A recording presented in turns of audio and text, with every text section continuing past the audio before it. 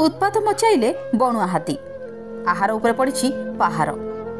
ढेंकानाल जिला कामाख्यानगर ब्लॉक बड़ सुआलो पंचायतर विभिन्न स्थान में बणुआ हाथी पल साही भितरे हाथी पशि लोकंक मनरे छनका पशिगलाणी और चाष जमी को माड़ी आसवा फल एकर एकर आखु फसल नष्ट करने कारण आखु चाषी मेरुदंड दोहली जाइछि।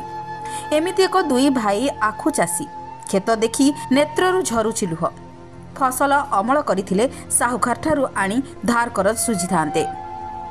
मनरे थिला असुमारी स्वप्न, किंतु सबु स्वप्न स्वप्न रे रहिगला। दुई भाई को दुख कहले नसरे, जणे आर्त त्राण विश्वाल और जणे भरत विश्वाल। ए दुई भाई चाषी आर्थिक मेरुदंड दोहरी जाइथिया बेले किए पोछिदेव आखिर लुह।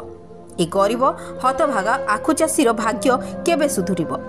गत 2 दिन हेब लगातार हाथी उपद्रव में संपूर्ण आखु चाषी हताश।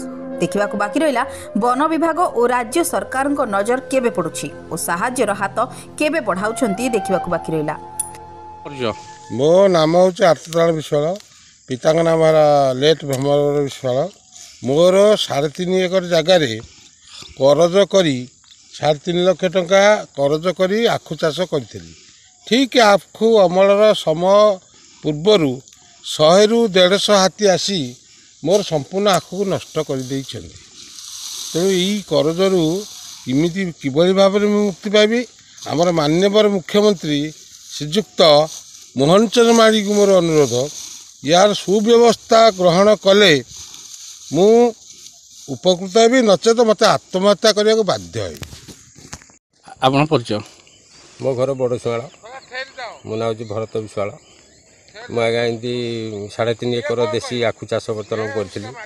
बर्तमान हाथी आसी सबू तक मोर आखु खाई नष्ट कर देछि। तेणु जदि किसी सरकार यार मोर पदक्षेप न नेबे, जो कर्जबार जो भल मंद कर 2 लाख 3 लाख उपर, तेणु सरकार न कले तेणु मोर आत्महत्या छड़ा अन्य उपाय किसी। तेणु बर्तमान ये आप जो जनईली बर्तमान जो आखु फसल नष्ट होगा हाथी खाई नष्ट करदेला। तेणु सरकार को अनुरोध करुच्ची माननीय मुख्यमंत्री मोहन चरण माझी को मो जदि एप्रति ध्यान न दियंती आम गरीब परिवार निस्व हो। तेणु आपण आगे किसी साहाय्य सहयोग दिंतु, ना आम शेष आत्महत्या छड़ा अन्य उपाय किसी ना। मोर 3 लाख ऊपर आम कर्ज करके जिनस कर। प्रहलाद मुदुली रिपोर्ट के पब्लिक न्यूज।